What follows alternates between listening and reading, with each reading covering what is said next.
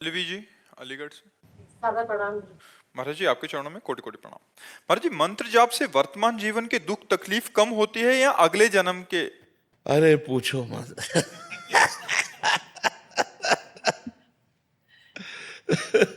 इसलिए कह रहे हैं कि अगर कहेंगे तो विश्वास नहीं होगा, तो इसलिए हम कहा पूछो मत। अगर हम कहते हैं कि दुख मिट जाता है तो आप उंगली हमारे ऊपर उठा दोगे।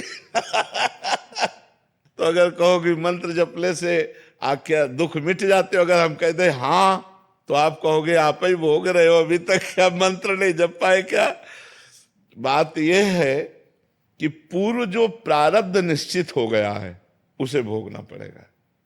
जिसे प्रारब्ध कहते हैं उसे भोगना पड़ता है। जो नया कर्म है और जो पुराने संचित कर्म है, ये दोनों नष्ट हो जाते हैं भजन से। प्रारब्ध नष्ट नहीं होता, प्रारब्ध भोगना पड़ता है।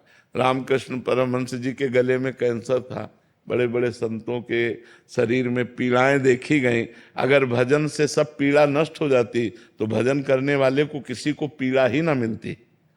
आप विचार करके देखो, जितने बड़े बड़े संत या कोई भी भगत है, पीड़ा से युक्त पाया जाता है, क्योंकि उसके प्रारब्धों का नाश होता है।